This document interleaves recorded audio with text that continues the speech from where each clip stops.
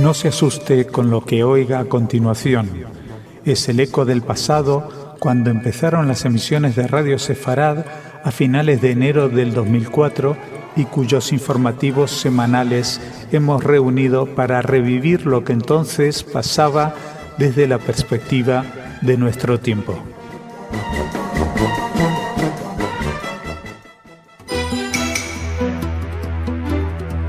Señoras, señores, bienvenidos a nuestro segmento informativo. Es un placer para mí poder compartir con ustedes este espacio y, claro, contigo, Jordi. Gracias, Marcelo, igualmente. Bueno, a Israel las preocupaciones se le multiplican. No hay día que no surja una nueva amenaza. Esta vez desde el sur del Líbano, otra vez. Pero claro, por el sur tampoco hay respiro. Mientras tanto, un poquito más al norte, Turquía demarca su órbita de poder. Y en Teherán ya están metidos en una espiral de amenazas que ahora ya se están llevando a la práctica. Por supuesto que una vez concluida esta primera parte del informativo, Raquel nos traerá la agenda cultural, pero damos ya comienzo a él. Haaretz informó que las brigadas del jeque Abdullah Azzam del grupo militante afiliado a Al-Qaeda se atribuyó ayer la responsabilidad de los 4 misiles Katyusha disparados desde el Líbano contra la región occidental de Galilea en Israel durante la noche. La Fuerza Interina de Naciones Unidas en el Líbano se comprometió a asegurar la frontera para mantener la calma horas después del ataque. Los comandantes de la UNIFIL se reunieron de emergencia con representantes de las fuerzas de Israel y del ejército libanés. Esto es un incidente grave que viola la resolución 1701 de las Naciones y que está claramente dirigida a socavar la estabilidad de la zona, dijo la UNIFIL en un comunicado. Por su parte, el ministro de Defensa israelí, Matan Vilnai, sostuvo que el gobierno libanés es responsable de todo lo que sucede en el Líbano y todo lo que sale de sus fronteras. Está claro que en el contexto actual los grupos terroristas parecen tener vía libre para actuar. La Corte Penal Internacional, tan mentada cuando se trata de Israel, parece no tener poder, hacer agua por los 4 costados a la hora de siquiera intentar juzgar a Hezbollah, a Hamas y la miríada de grupos yihadistas, y a los estados que además los amparan y los arman, como Irán, muchos de cuyos funcionarios están además acusados de ser autores intelectuales del atentado contra la AMIA, la Asociación Mutual Israelita Argentina, donde el objetivo fueron civiles argentinos judíos.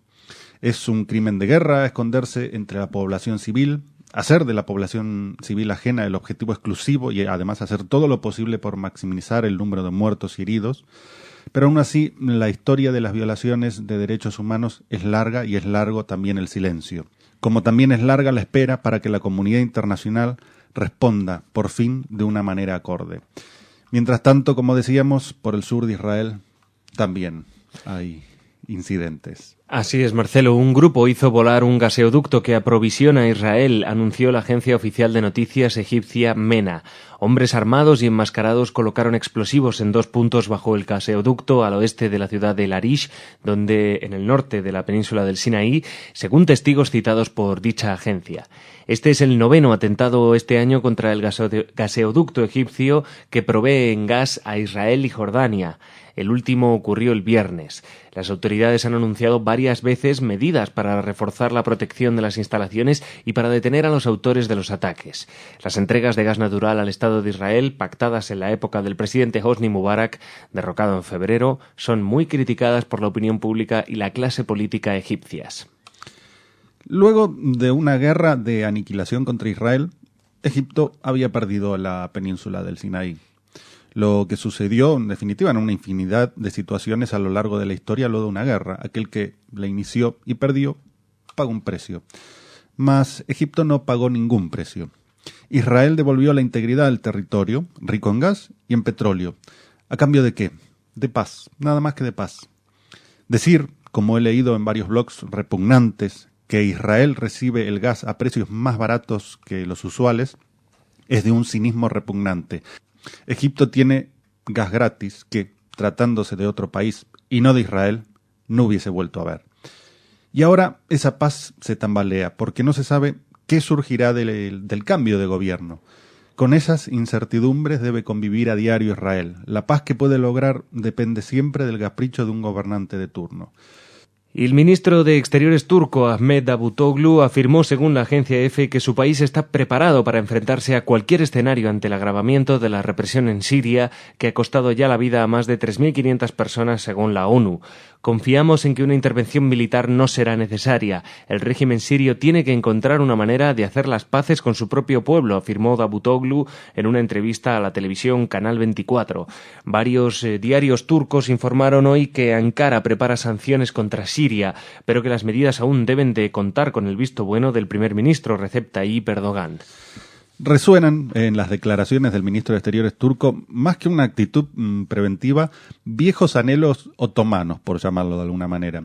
Cada uno con su agenda y a ninguno parecen coincidirle las fechas. Turquía ha emprendido un camino hacia un imperialismo nada maquillado, su postura frente a Chipre, las incursiones en el territorio iraquí para bombardear posiciones de los terroristas kurdos y ahora su posicionamiento frente a Siria. Y todo ante el silencio de la ONU, de los flotilleros, de los humanistas y los solidarios. Y ahora vamos a hablar de Irán, porque el gobierno de Reino Unido ha expresado su indignación por la irrupción de un grupo de manifestantes iraníes en 2 recintos de su embajada en Teherán y ha dicho, según Europa Press, que espera que el gobierno de Irán actúe urgentemente para controlar la situación. De acuerdo con las leyes internacionales, incluida la Convención de Viena, el gobierno iraní tiene el deber claro de proteger a los diplomáticos y a las embajadas que hay en su país, y por eso esperamos que controle la situación y garantice la seguridad del personal de la embajada británica y del edificio en sí. Dentro de este recinto había unas 50 personas y en el Kolhak, otro edificio de la embajada británica situado en el norte de Teherán, había otras 100. Todos ellos han cogido documentos clasificados, según IRNA y la cadena de televisión IRIB. Por su parte, una fuente oficial iraní ha declarado a la agencia Reuters que estos actos no habían sido organizados. Puestos como son los iraníes, el gobierno iraní a buscar confabulaciones, podríamos adelantar 2 hipótesis. Que el gobierno de Ahmadinejad lo haya planeado como una provocación más, evocando además la toma de la embajada de Estados Unidos en 1979 y haciendo una muestra de poder no solo frente a la opinión pública internacional, sino y principalmente frente a los opositores dentro del régimen de los ayatolás. La segunda hipótesis sería diametralmente opuesta. Los opositores a Ahmadinejad pretenden forzar una respuesta occidental que permita tal vez un cambio de gobierno. Como sea, la violencia que se ha visto a lo largo de los países árabes en los últimos meses es un indicativo de un problema de base muy importante. La vida parece carecer de valor alguno. Y bueno, finalizada esta primera parte del informativo, esperamos que venga Raquel con su agenda cultural, pero antes nos despedimos de Jordi. Hasta mañana, Marcelo. Hasta mañana.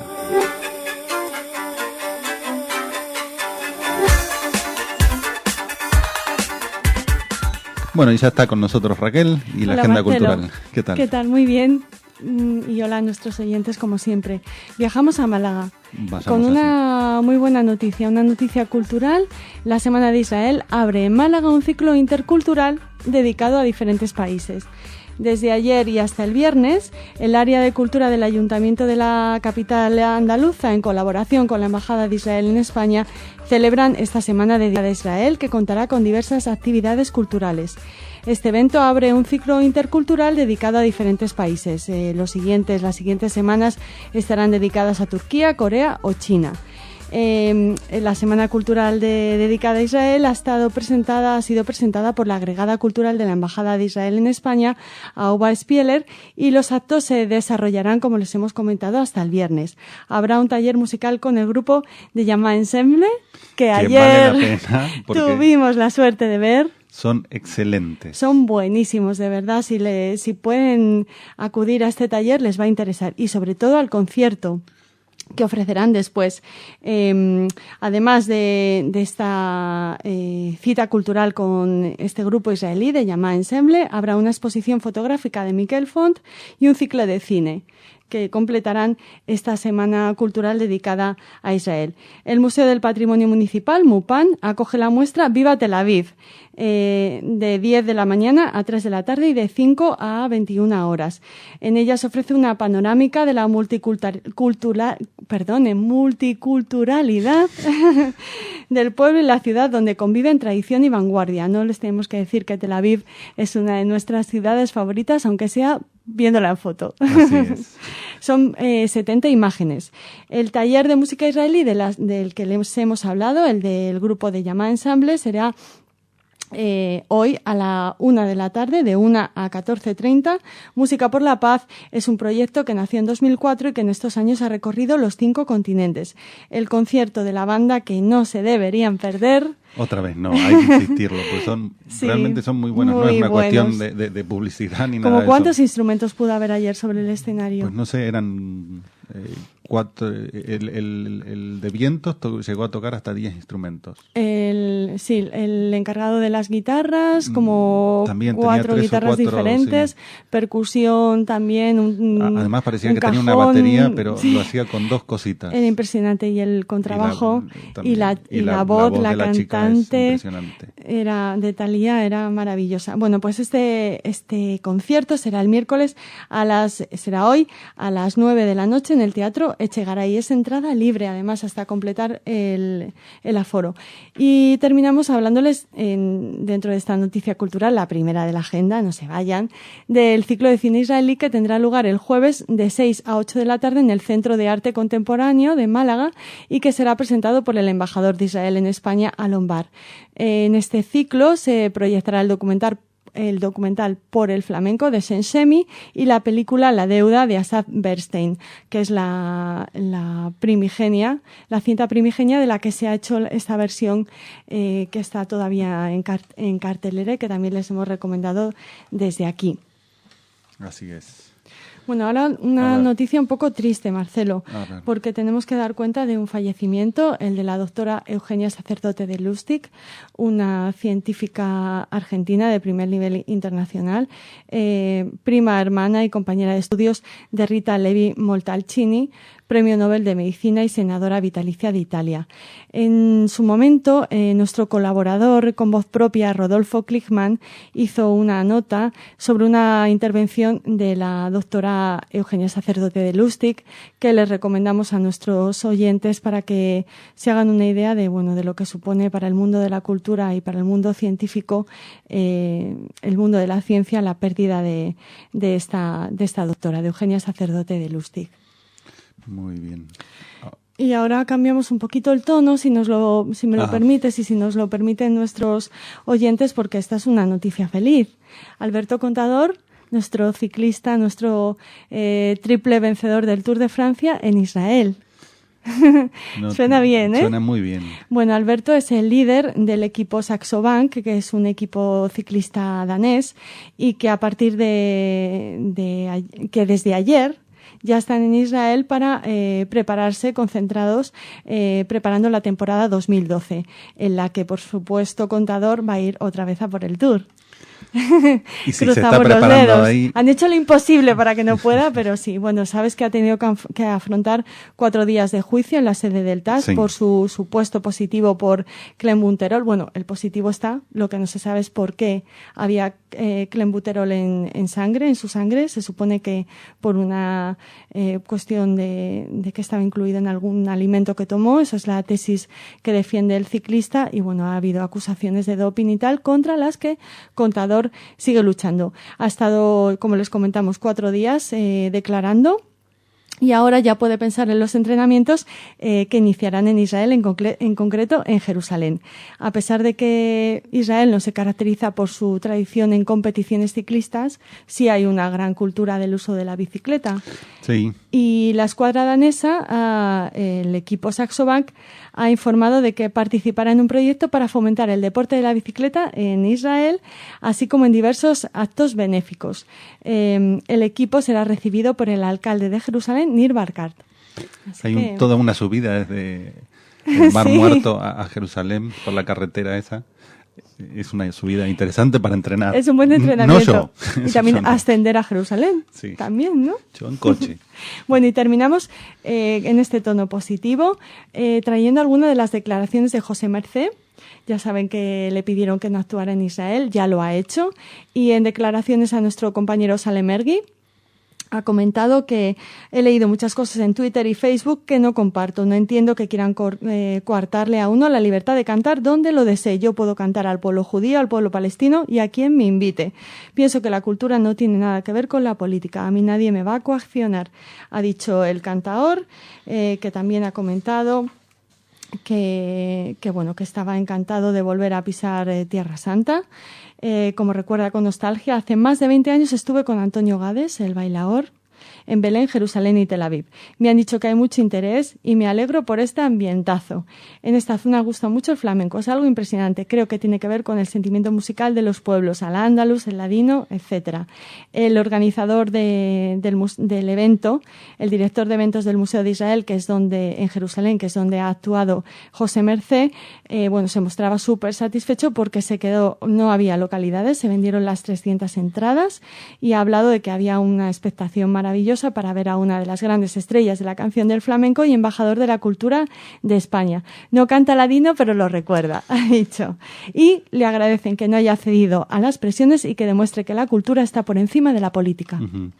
Y eso del flamenco, es cierto, los chicos de Llama ayer querían ir a escuchar flamenco. Sí, en la noche madrileña. Sí. Lo que pasa es que tenían que madrugar mucho porque tenían que hacer más talleres y tenían que viajar a Málaga. Exactamente. Así que nada, dejó caer que José Mercé, aparte de ser un valiente y un magnífico cantaor, es del Real Madrid. Lo dejo ahí, ¿vale? Bueno. Hasta mañana, Marcelo. Hasta mañana.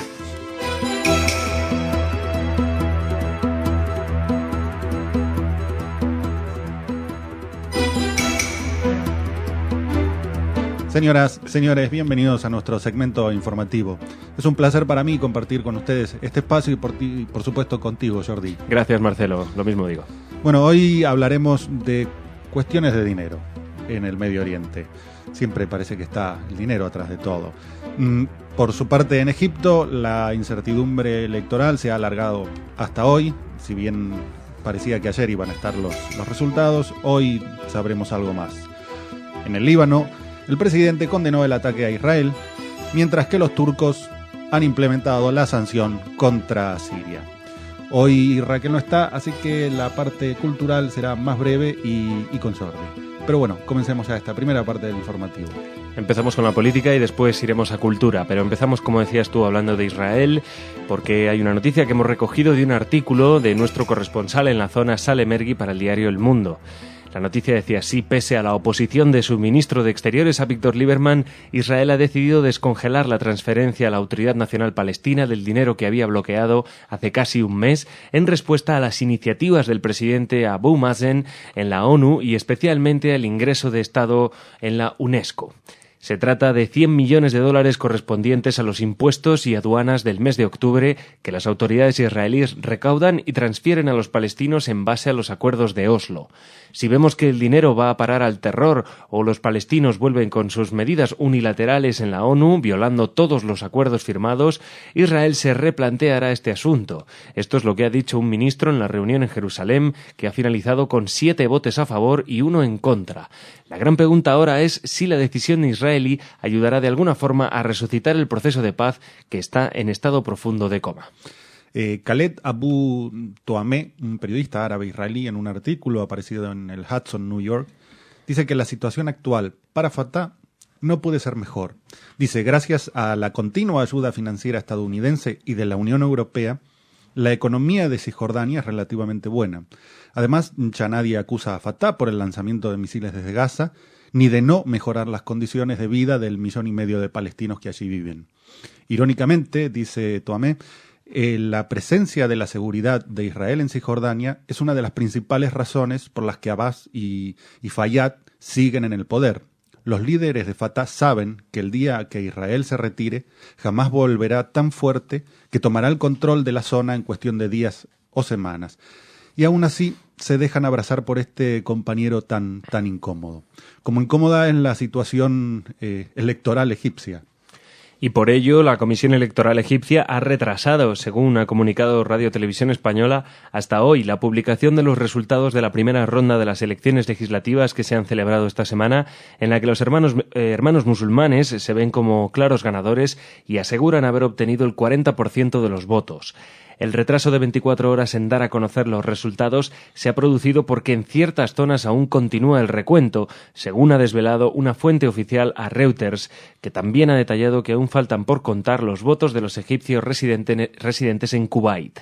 En un comunicado, el Partido por la Libertad y la Justicia, la lista electoral que representa a los hermanos musulmanes, asegura que los primeros resultados obtenidos, que no son oficiales, les sitúan en cabeza, seguidos del partido Al-Nur de corte salafista y el bloque egipcio, que es una coalición liberal. Mientras los hermanos musulmanes, adelantándose a los resultados, han manifestado que el parlamento que surja de los comicios debería formar el nuevo gobierno, algo que choca claramente con los planes de los militares que tenían previstas elecciones para 2012. Pero ¿qué sucederá si los hermanos musulmanes logran, como parece, un gran resultado? ¿Qué legitimidad tendrá el ejército ante los votantes? Todo esto que se va sumando indica que, además, en segundo lugar, se ubicaría el partido de los salafistas. Como sea, es claro que en Egipto habrá un vuelco hacia el islamismo. Está por ver qué margen de maniobra va a tener. Como también está por ver a dónde conducen las declaraciones del presidente del Líbano. Según la agencia EFE, el presidente del Líbano, Michel Suleiman, condenó el lanzamiento de misiles desde su país contra el norte de Israel y rechazó que ese tipo de ataques sirvan a la causa palestina. Coincidiendo con el Día de la Solidaridad Internacional con los palestinos, el mandatario señaló en un comunicado que esas acciones que hoy se atribuyó a un grupo terrorista vinculado a Al-Qaeda son perjudiciales para dicha solidaridad. Suleiman señaló que esas acciones organizadas en territorio libanés afectan la estabilidad del sur del Líbano y constituyen una violación de la resolución 1701 del Consejo de Seguridad que puso fin al enfrentamiento armado entre Hezbollah e Israel en 2006, así como también de las leyes libanesas y los compromisos internacionales del país. No, pero uno se pregunta, ¿y qué hará el gobierno libanés para impedir estos sucesos cuando ni siquiera controla el sur del país? ¿Y la fuerza de Naciones Unidas desplegadas allí están para prevenir incidentes o para señalar convenientemente a Israel? Como sea, es difícil creer que Hezbollah no tenga nada que ver. En una zona donde ni siquiera las moscas levantan vuelo sin pedirle autorización a Hassan Nasrallah, es ingenuo y hasta negligente pensar que la organización terrorista chií no sabe nada y no tiene ninguna conexión con el grupúsculo ligado a Al-Qaeda. Mientras tanto, Turquía llevó a cabo su amenaza.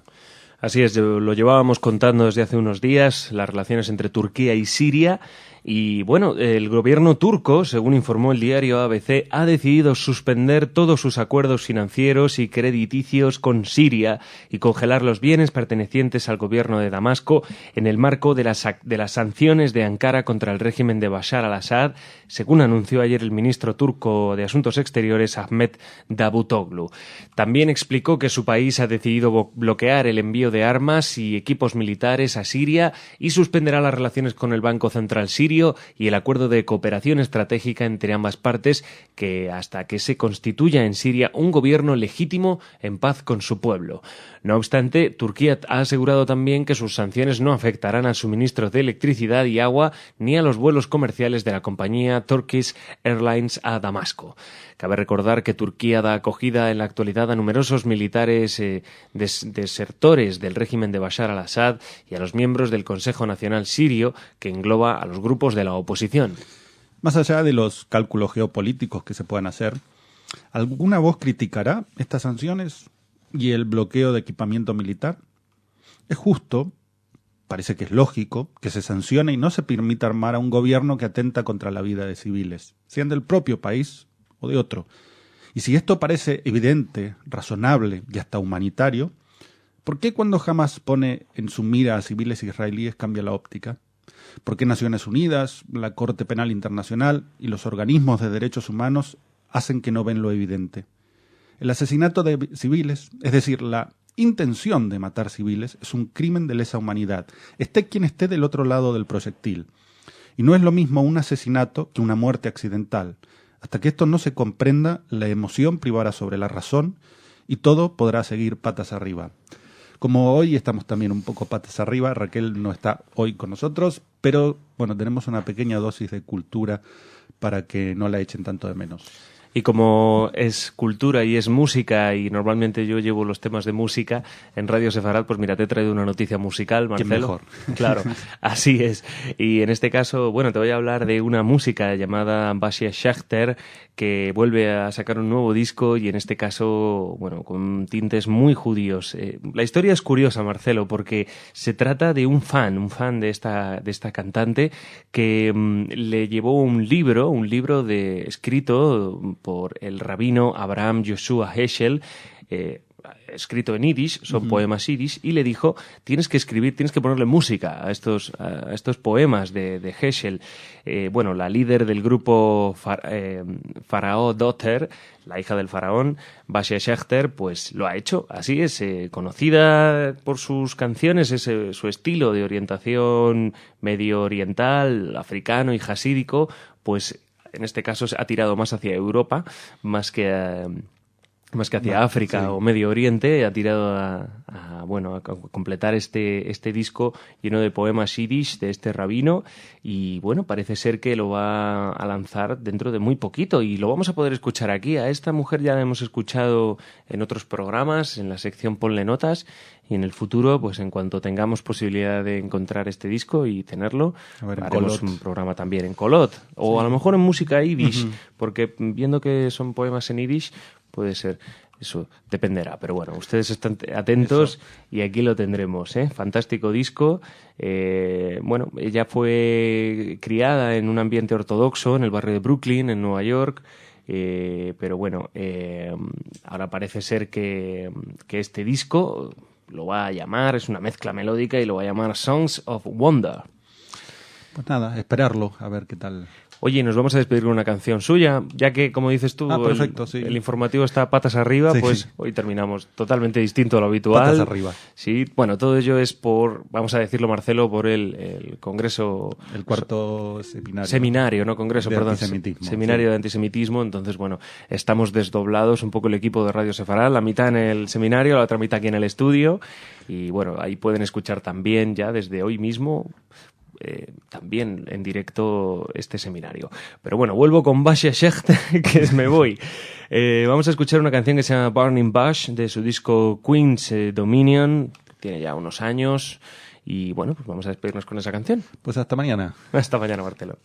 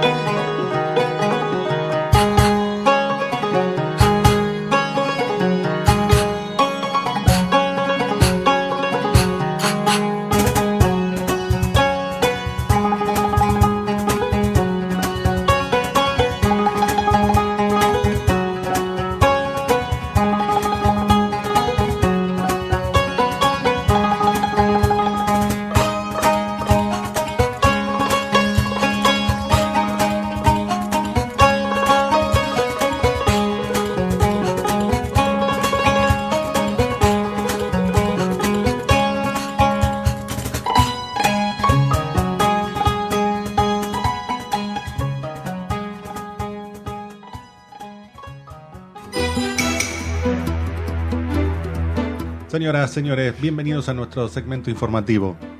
Es un placer para mí compartir este espacio con ustedes y también contigo, Jordi. Gracias, Marcelo, lo mismo digo. Bueno, hoy otra vez Irán. Irán busca pelea. Si no es con Israel, es con Inglaterra. Y parece que también con Alemania, indirectamente. Al menos hay abierta una investigación en Alemania. Por otro lado, en Egipto las elecciones cada vez tienen más color islamista. Los números van dando como ganadores a la hermandad musulmana y llamativamente un segundo lugar nada despreciable para los salafistas. Y ya volviendo aquí a Madrid, en el seminario contra el antisemitismo, una muestra de antisemitismo. Y bueno, hoy tampoco estará Raquel con nosotros, pero de todas maneras, al finalizar la primera parte del informativo, hablaremos un poquito de cultura para no terminarlo con este tono tan pesimista. Pero bueno, empecemos ya. Y empezamos en Irán, como dices. El ataque a la embajada británica en Teherán a principios de esta semana no fue, según indica Haaretz, una protesta estudiantil improvisada, sino una agresión planeada y supervisada por las autoridades iraníes. Uno de los ideólogos de este ataque fue el líder supremo, el ayatolá Ali Khamenei, mientras que el brigadier general Mohammad Reza Nakht, comandante de las fuerzas paramilitares Basij, fue el que supervisó los sucesos. La prueba de su implicación se encuentra en la cobertura mediática. Diversas fotografías del ataque muestran a tropas de las fuerzas Basij tomando parte en este ataque, como también a miembros de la brigada Al-Quds, sumado a que 2 estaciones estatales de televisión pudieron emitir el ataque en vivo. Ningún canal oficial de noticias puede emitir en vivo sin la autorización de Khamenei. Evidentemente, la respuesta inglesa no se hizo esperar y ha expulsado a los diplomáticos iraníes de su país. Por su parte, la Unión Europea estudia ampliar las sanciones al régimen de los ayatolás y también una eventual retirada conjunta de las embajadas de Teherán. Los responsables diplomáticos europeos estuvieron de acuerdo en que la ocupación de los 2 recintos de la embajada británica no fue una cosa espontánea. El régimen iraní está dando los pasos que conducen a una situación de la cual la única salida tal vez sea un enfrentamiento armado. Y según Haaretz, la Fiscalía alemana ha abierto una investigación sobre las alegaciones de un plan iraní para atacar bases estadounidenses en suelo alemán. Así lo confirmó el fiscal general Harald Ranch. El fiscal hacía referencia a un reporte aparecido en el diario Bild que indicaba que había un empresario alemán sospechoso de espionaje con el propósito de llevar a cabo actos de sabotaje. Se lo acusa de haberse reunido en secreto con diplomáticos iraníes destinados en Berlín. Se ha especulado de que los agentes iraníes se preparaban para atacar bases estadounidenses en el caso de que el país americano tomara parte en cualquier tipo de ataque a Irán. Esto no es nuevo. Las embajadas iraníes parecen haberse convertido en centros de avanzada. Es un régimen que lo viene haciendo desde hace tiempo. Ya lo hizo patrocinando el atentado de la AMIA en Argentina, el asesinato de disidentes kurdos en Berlín y varias tramas más que fueron descubiertas a tiempo.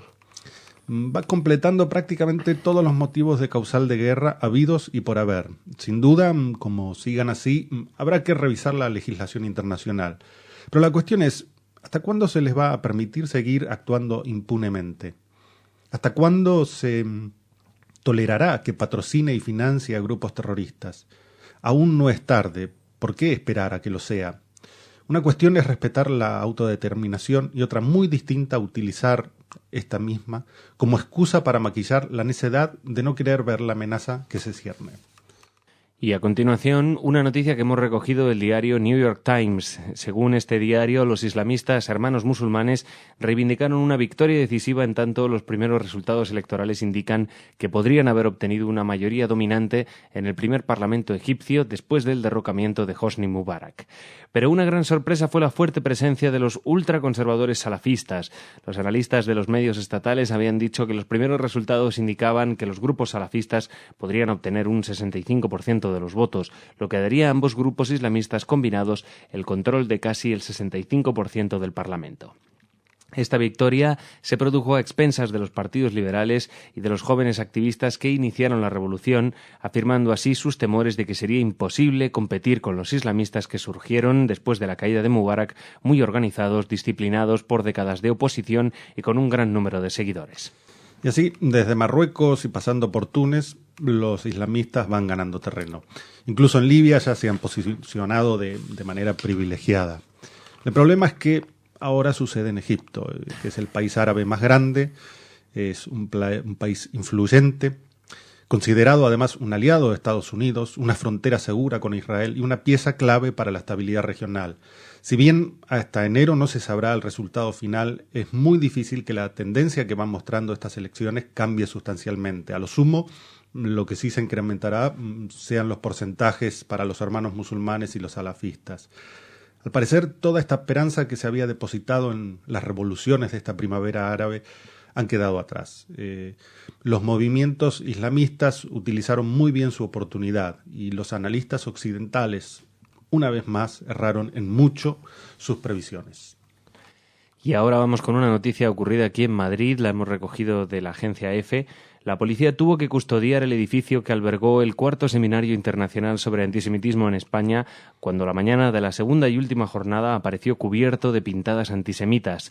Estrellas de David tachadas y lemas como sionismo terrorista, asesinos y Palestina libertad aparecían pintadas con spray en la fachada principal de la Fundación Caja Navarra en Madrid y la acera de la céntrica calle de Juan Bravo. En España, los insultos, las pintadas y los lemas contra los judíos se consideran como algo normal, cuando lo cierto es que reflejan un antisemitismo subyacente que es invisible. Esto lo explicó uno de los organizadores del Congreso y el profesor de Sociología de la Universidad de Múnich, Alejandro Baer.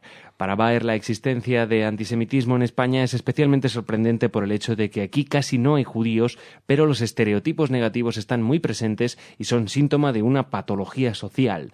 Una patología que hay que combatir porque el estereotipo es el primer paso hacia la hostilidad y el siguiente es la acción, ha advertido Alejandro Baer. Afortunadamente son casi todo pintadas o comentarios ofensivos en los medios de comunicación en Internet. Es de agradecer que no haya ataques personales. Esto es lo que ha comentado la coordinadora del observatorio, Carolina Eisen. El académico Herbert Kellman de la Universidad de Harvard sostiene que la hostilidad genera violencia indirectamente por medio de la deshumanización de las víctimas, de manera que no haya una relación moral con la víctima que inhiba el comportamiento violento del victimario.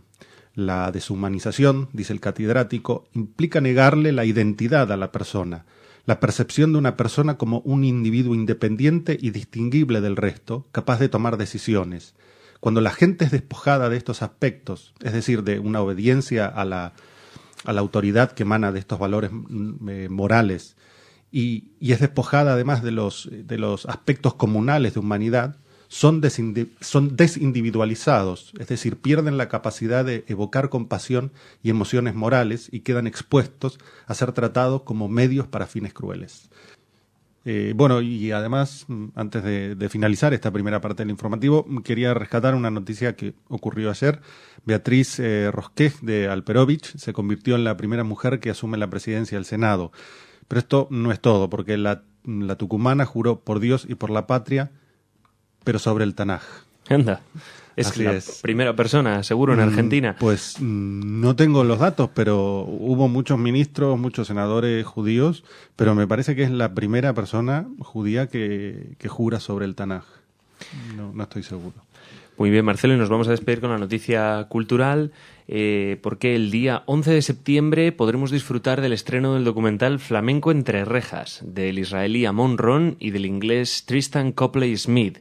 Será en Las Naves del Matadero, aquí en Madrid. Se trata de un documental que ha sido grabado durante 5 años en diferentes cárceles junto a presos gitanos. Y además de su música, su baile, pues este documental muestra algunos de los temas que más interesan a esta etnia, como la ley gitana, la mujer gitana rebelde a su tradición, la aceptación de una paya y el presente, el pasado y el futuro de los gitanos. El hilo conductor de este documental nos muestra al patriarca Antonio y a la monitora de estos talleres de flamenco que se han dado en las cárceles, que es donde se han tomado los planos, que es Shoshi Israeli. Bueno, la noticia nos la mandaba Shoshi Damari. Muy bien. Pues nada, Marcelo. Pues hasta mañana. Hasta mañana.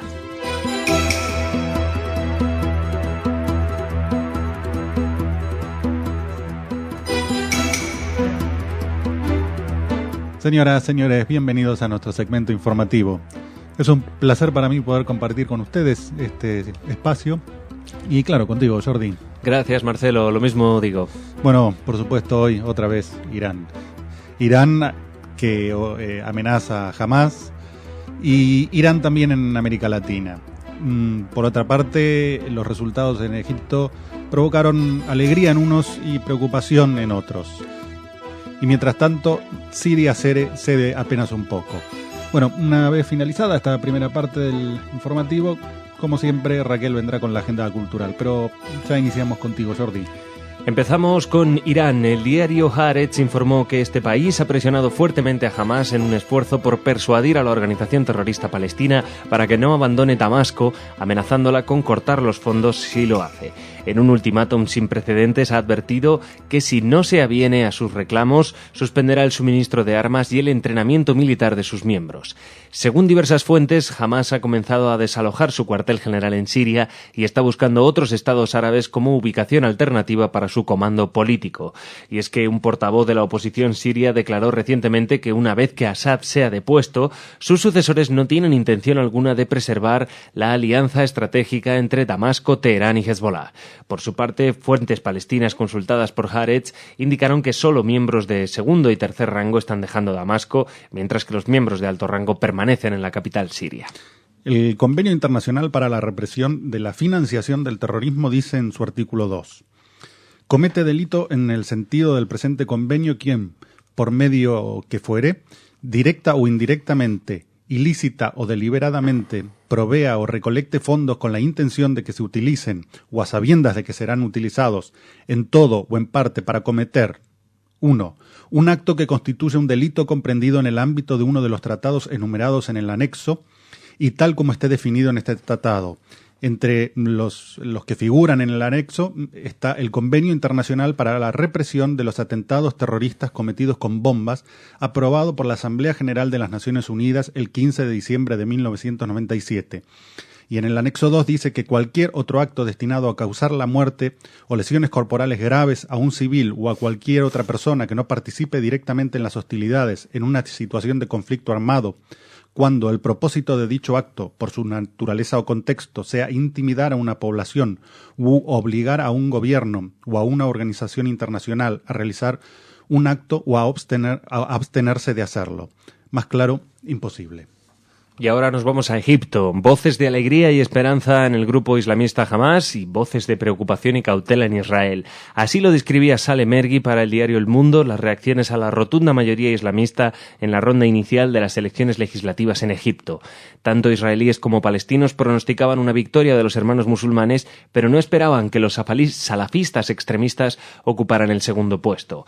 Son muy buenos resultados que demuestran que los intentos de aislar y marginar a los movimientos islamistas han fracasado. La victoria en Egipto significa un apoyo más importante a la causa palestina y es el auténtico regreso a la esencia árabe y al Islam. Esto fue lo que declaró el portavoz de Hamás, Fazwi Barum.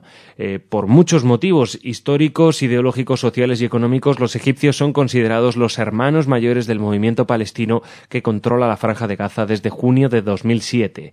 Para Hamás es la luz al final del túnel. Para Israel es la entrada en un oscuro y amenazante túnel con salida incierta. Los israelíes se despiertan inmersos en lo que llaman invierno islamista regional. El ministro de Defensa Ehud Barak ha declarado que Egipto e Israel son conscientes de la importancia de los acuerdos de paz, pero confesando que los resultados electorales son muy inquietantes. Un hermano mayor muy negligente, por cierto. El periodista israelí Ben-Dror Shemini, en un artículo titulado El apartheid árabe, escribía: ¿cómo trataron los egipcios a los habitantes de Gaza mientras ocuparon dicha franja? Extrañamente, casi no hay investigación alguna con relación a ese periodo, 1949 al 67. Pero es difícil ocultar ese pasado no tan distante. La franja de Gaza se convirtió en un campo cerrado. Era prácticamente imposible salir de Gaza. Restricciones severas fueron impuestas a los habitantes de Gaza en todo lo relacionado al empleo, la educación y otros asuntos. Cada noche había toque de queda hasta el amanecer del día siguiente. Incluso ya en 1950, Egipto notificó a las Naciones Unidas que debido a problemas de sobrepoblación no era posible asistir a los palestinos relocalizándolos. Lo dicho, un hermano que pasaba de su familia. Y ahora vamos a Siria. Siria anunció, según la agencia EFE, que ha aceptado el plan de la Liga Árabe para el envío de observadores a su territorio tras el último plazo dado por esta organización y que se cumplió el domingo para evitar la imposición de sanciones al régimen de Damasco. Entre esas medidas están la reducción a la mitad del número de vuelos comerciales que unen los países árabes con Siria o la prohibición de viajar a 19 altos cargos sirios. Además, figura el cese de los intercambios comerciales y financieros con el gobierno de este país, con excepción de las mercancías mercancías necesarias para la población, así como el de las transacciones con el Banco Central Sirio. La cifra de víctimas de la represión de las manifestaciones antigubernamentales en Siria desde el pasado mes de marzo supera con amplitud las 4.000, según señaló el jueves pasado la alta comisionada de la ONU de los Derechos Humanos, Navi Pillay, quien agregó que la situación en el país se dirige hacia una guerra civil. Así, 4.000 personas muertas, la gran mayoría civiles. 0 manifestaciones en América, 0 manifestaciones en Europa. Ninguna flotilla humanitaria, ningún pedido de boicot, ninguna voz habla de genocidio. No ser Israel no tiene precio. Bueno, y vamos a terminar, Marcelo, con una noticia de América. Nos vamos a ir a América. En este caso, una noticia que hemos recogido del diario El País de Uruguay. El antisemitismo como fenómeno es incurable, pero su combate puede ser exitoso porque el objetivo es ponerlo en cuarentena, que se dé solamente en territorio soberano de los fanáticos. Esto lo sostuvo el conferencista argentino Julián Sblinderman. Afirmó que con el ascenso de Mahmoud Ahmadinejad a la presidencia de Irán hubo una reorientación de la política iraní hacia América Latina, dándole mayor prioridad. Uno de sus fines es lograr apoyo a su programa nuclear, obtener uranio, reforzar y exportar células de Hezbollah a diferentes países del continente y generar un contrapeso a la influencia de Estados Unidos. Agregó que América Latina no es un bloque regional con un impacto internacional apreciable a nivel global, no es Europa, Estados Unidos o el mundo islámico. Sin embargo, en el continente el clima político y de seguridad está profundamente afectado en virtud de la decisión de algunos líderes latinoamericanos de permitir que el radicalismo islámico esté aquí hoy. Me imagino que líderes pueden ser. Bueno, tal es así que además Reuters dio a conocer el acercamiento entre Argentina e Irán, algo que preocupa a las potencias de Occidente, sin ningún lugar a dudas, a Israel también, mientras están intentando agudizar el aislamiento internacional de la República Islámica debido a su programa nuclear. Es decir, Argentina coquetea con un país que planeó y ejecutó un ataque en suelo argentino contra ciudadanos argentinos. Leía que las exportaciones argentinas a Irán habían caído en algunas decenas de millones de dólares anuales en medio de las amargas relaciones luego del atentado de la AMIA, pero que han aumentado en los últimos años, elevándose en más de un 70%, por ejemplo el año pasado, a 1.500 millones de dólares. El dinero por delante y una vergüenza más a sumarse a la historia universal de la infamia. Bueno, terminada esta parte, ahora vendrá Raquel con las noticias culturales, pero antes despedimos a Jordi. Hasta mañana, Marcelo. Hasta mañana.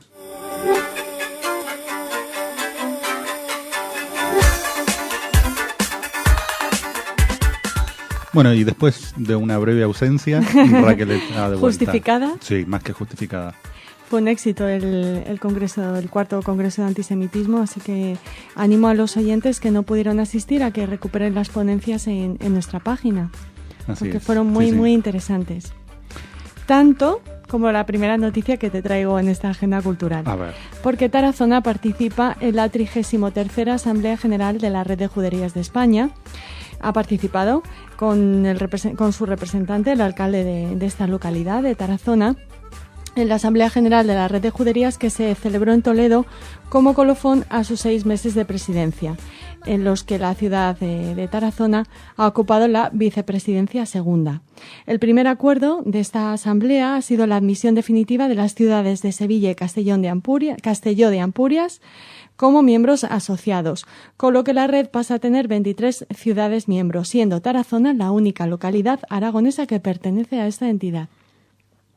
Entre los proyectos aprobados para el próximo año, para el 2012, van a tener más importancia todos los relacionados con la investigación y formación, la promoción turística segmentada en productos muy especializados, como por ejemplo los proyectos Viñedos de Sefarad y la Sefarad Card, de las que ya les hablaremos más extensamente, porque hoy no podemos detenernos mucho porque tenemos una agenda cultural extensa, bastante cargada. Continuamos con una noticia muy triste. Iba a decir un tanto triste, no, muy triste, porque hablamos del fallecimiento de Simón Levi, que fue una de las grandes figuras del judaísmo marroquí.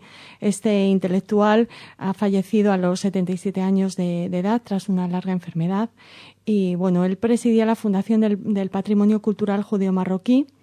era un destacado crítico del sionismo, porque consideraba que las comunidades judías tenían que permanecer en los países árabes y no emigrar a Israel, un poco para no perder todo lo que, claro, y todo lo que han aportado los judíos a los países del norte de África.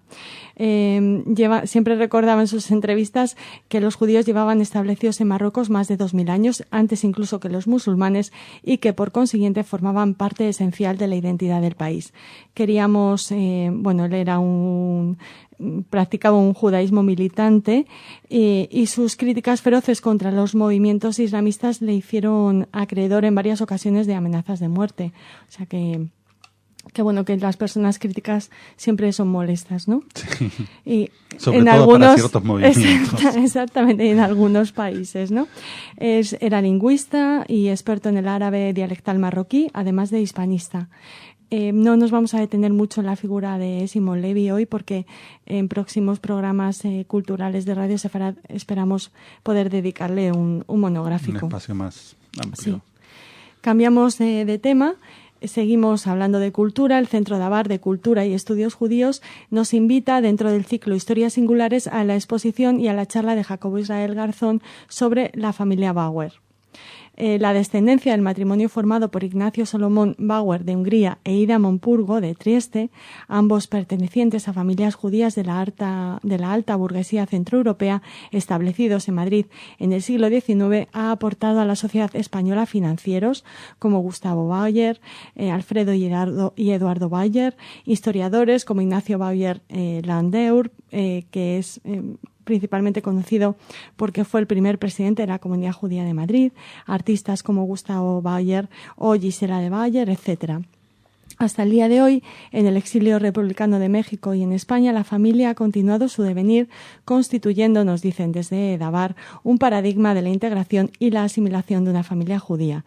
Sobre esta familia y su importantísima aportación a la cultura judía y por tanto, a la cultura española, hablará Jacobo Israel Garzón el miércoles 14 de diciembre a las 19:30 horas. La exposición está abierta a las 19:30 horas y la disertación de Jacobo Israel será a las 8. Hay que confirmar asistencia dirigiéndose al Centro Cultural Dabar. Muy bien. Todos quedan invitados. Y ahora hablamos de música y hablamos de cine. ¿Qué prefieres primero? Música.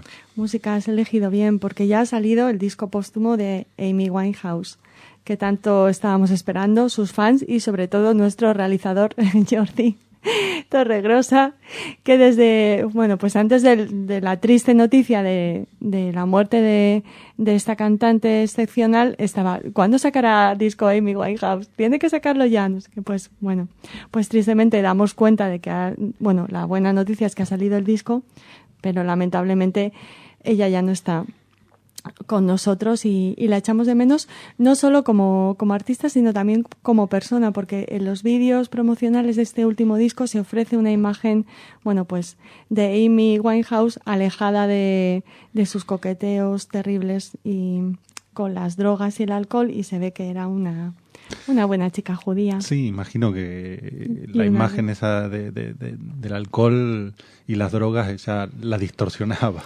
Sí, la verdad que sí. Su padre, que creó una fundación en nombre de su hija, después de que muriera, le recordamos, en julio a los 27 años, esa edad fatídica para los máximos representantes de la música, que han muerto muchos jóvenes a esa edad, escuchó los 12 temas que componen el álbum póstumo, que se llama Tesoros Ocultos, y ha comentado que le costó muchísimo trabajo hacerlo, pero que creía que se lo debía a Amy porque no iban a publicar cualquier cosa.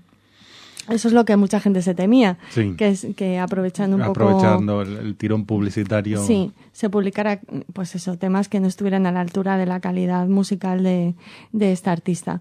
Pero por lo visto el disco es increíble, según la mayoría de los críticos.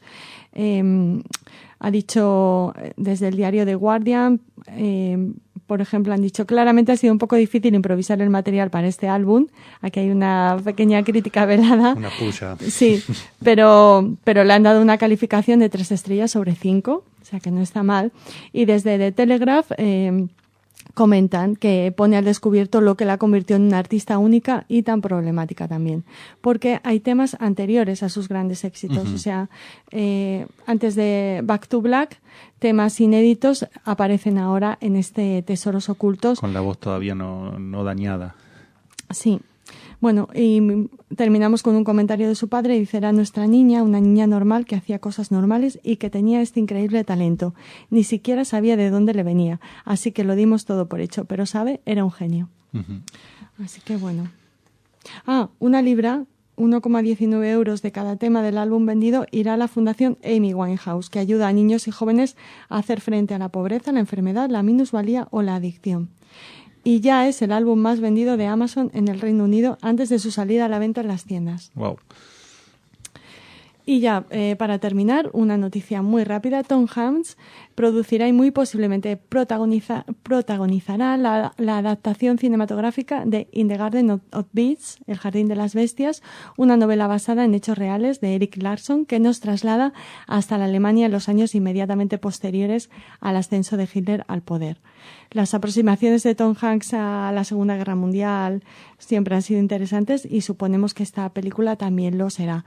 Narra el libro de Larson, sobre el que se basa la película, viaja hasta la Alemania de 1933 y se centra en la curiosa figura de William E. Dodd, que fuera primer embajador de América con el régimen de Hitler. Él y su hija Martha, una díscola joven que mantendrá turbias relaciones con un oficial de la Gestapo y con un espía comunista, son instalados en una vetusta casa ubicada en el parque central de la ciudad llamado Tiergarten, cuya tradición literal no es otra que en el Jardín de las Bestias. Dodd y su familia se mueven inicialmente en esta alta sociedad alemana seducida por los nazis, pero pronto se darán cuenta de lo que esto significa y se verán envueltos en una espiral de terror que acabará con la denominada Noche de los Cuchillos Largos. Así a ver qué tal. Interesante. Cómo la encaran. Así contada parece medio extraña. El romance ahí de la chiquilla sí, con uno que todos le venían bien. Bueno, problemas ideológicos era una doble no tenía. agente del amor, Marcelo. Sí. Vamos a dejarlo ahí. Vamos a ver cómo lo resuelve. Cómo se desarrolla la película y si viene de la mano de Tom Hanks, creemos que va a estar bien. Hasta mañana. Pues hasta mañana.